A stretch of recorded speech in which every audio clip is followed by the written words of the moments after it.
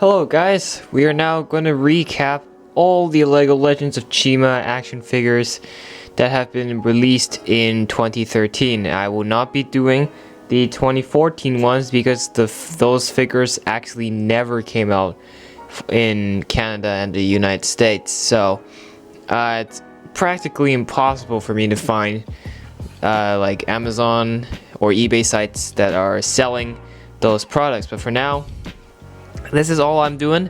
So these are the 6 Legends of Chima Ultra Build figures from the Chima wave, and in case you need some context, these are not your original minifigure system building sets. This is for Chima fans, former Chima fans who are now rewatching. They're not system sets, and you probably knew that. These are the action huge buildable figures. So quite different, and how these figures are formed is when a little chi dude, a little minifigure is erupted with a chi orb in his or her chest and will turn into something like this. Now, I know what you're thinking. Wait, these parts are fully interchangeable with Hero Factory, and that's exactly why I think this concept was a great idea. Number one, it's cool that Chima was back then. They really tried throwing everything they've got at that theme, because it was a new theme. Ninjago, quote unquote, ended, but a lot of fans were unhappy with that. Ninjago later came back, but Chima was supposed to be a new chapter for LEGO, and they really went with speedors, like the little Beyblade Hot Wheel cars things. I don't even know what they're called. Speedors, yes, that's what I think. Yes, and they had their normal sets, and then they have this buildable action figures. And I'm just with that, this is fully applicable to your Speedors, to your normal sets. These figures work well because they are, after all, the cheat up version of a minifigure version of a character. So pretend you were a little kid, and assuming you own a bunch of Chima sets. You own basically all the system sets, all the Speedors. These guys will fully make a fine addition to your battlefield, because, well, who doesn't like an extra cheat up figure running at a group of crocodiles, like a Chima Laval running at a group of crocodiles, or a Chima Waris commanding his wolf packs into battle. Like, these figures completely work despite their huge size, and it makes sense with the story. So you can role play a little minifigure cheeing up into a big figure. So I think this works well. And not only that, they all use the CCBS, the character creature building system, which was LEGO's standard building system for LEGO action figures. Hero Factory is the one everyone knows the system by, but they integrated it with Chima stuff here. So what does that mean for us Hero Factory people? Well, that means we're getting a look at some good parts for potential mocks. You know, Hero Factory is all about mocks and the mock making community, which is my own creations. And to make your own custom figures, these Chima figures actually have some things that the Hero Factory stuff doesn't offer.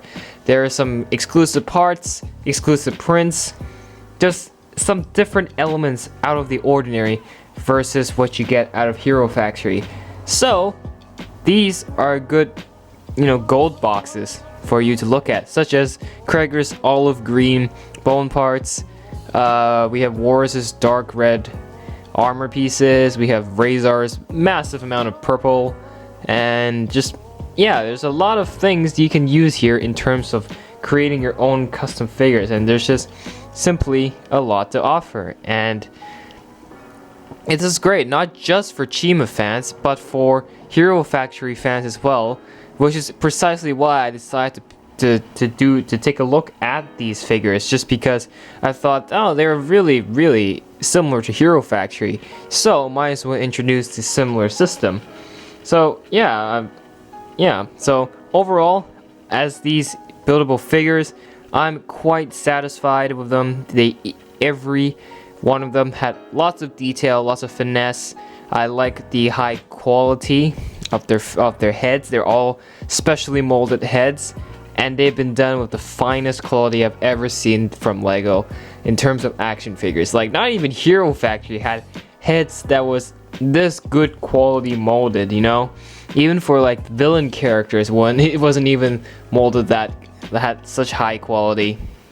And so, yeah, and all 6 of them, I'm quite satisfied with them, and I'm very, very happy with what turned out.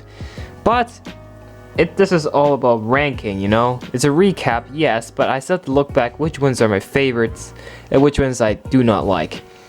Obviously, not every one of them is perfect. There are some that are better than the others, and there are some that are just over the charts. There's 3 bad guys and 3 good guys, so that makes an even number of 6, and they all have a combination models of each other, and that's the beauty of CCBS. You can combine them together to make a more ultra model. So, yeah. And so I'm gonna break it off into good guys and then bad guys, and then after that I will be ranking them all together as a whole. So number 1, let's look at the good guys. So the good guys, we have 3: Waris, Laval, and Gorzan. So which ones are my favorite? And by the way, if you want me to go in depth of each and every character, I have the individual reviews, and you should go take a look at those instead. Now, my number 1 favorite from the good guys is definitely Gorzan. The short but strong, hulky dude, the gorilla. I really like the simplicity of him. His mace weapon is a little, you know, too simple, but it still works. His overall shape, his overall design, his build, it looks great, and really gives him a good gorilla strength, you know. I think it fits an IRL gorilla scheme very well, and I just like Gorzan's designed, like the way he was designed overall as a whole. So moving on now, we have the main protagonist of Chima Laval, and well, this guy was good. I was pretty happy with him. I liked the way he looked. He had a good color scheme, translucent blue, by the way, and he was very royal, you know. But however, I had a similar problem with Cragger, you know. He's the main protagonist, Cragger's the main antagonist. It makes sense if Lego just gave the 2 of them a bit more respect, making them a little more complete. But apart from that, Laval, pretty good one, but I think I will top Gorzan over Laval. And then we move on to the Eagle, Waris, the aerial one. In my review for Waris, I really despised her head, the way it looked, and especially with her beak, because on the packaging it shows her beak is yellow. Yeah, great, but when you get the actual thing, it's Kitoran yellow. It's nothing like it was shown on the pictures. I feel like that was a bit of a scam, but her overall look lacks a bit too. Feel like she's missing some feminine features, and definitely she's a woman, alright, but Lego, you need to show more of that, to show that she just doesn't look like the rest of them. She has to stand out. So I don't know, but she isn't that terrible. Her battle axe is a particularly really good weapon, and that was a pretty good, one of my favorite weapons from these ultra build designs. So Waris is at the bottom of the list. So for good guys, it was going to be Gorzan, Laval, and Waris. And that's my order. Now let's look at the bad guys, starting off with Cragger, the main antagonist.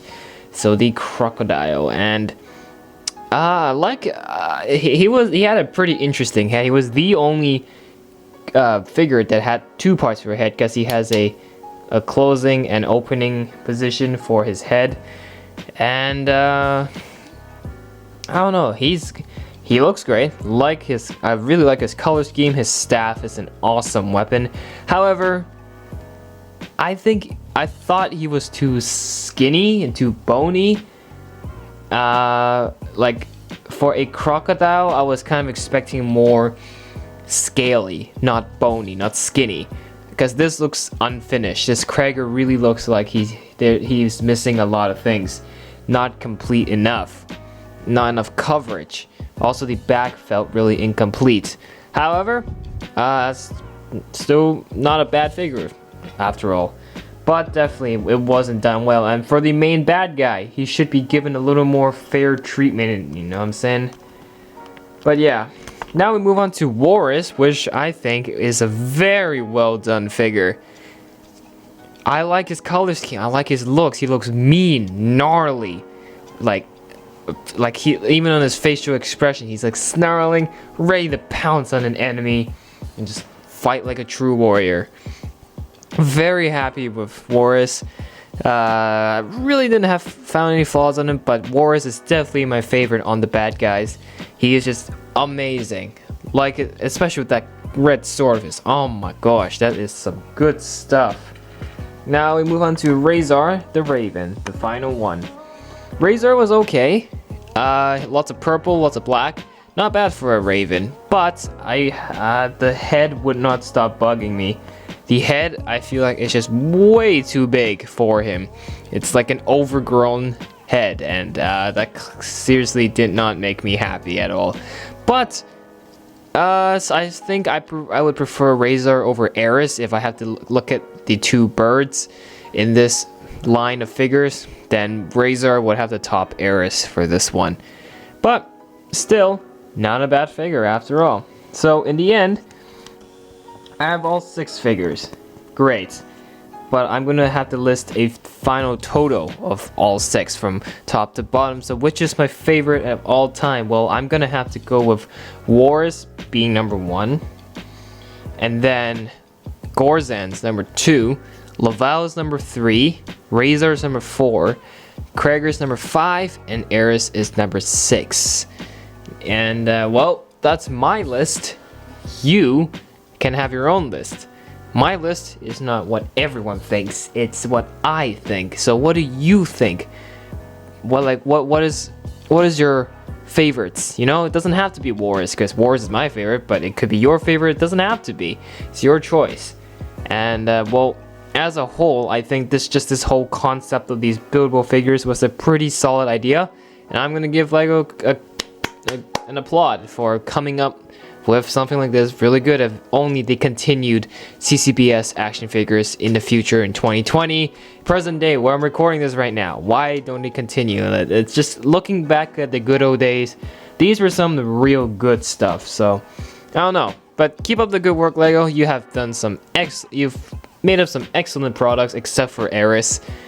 Just please fix Eris. But apart from that, that's really it. So I hope you guys enjoyed just this quick run through of all 6 LEGO Legends of Chima buildable action figures.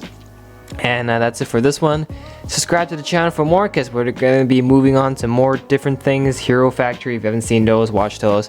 We're going to do the Bionicle figures and then the Star Wars figures as well. So hope you guys are looking forward to that. And that's it for this one. And I'll sign you out with a goodbye, like if that made any sense.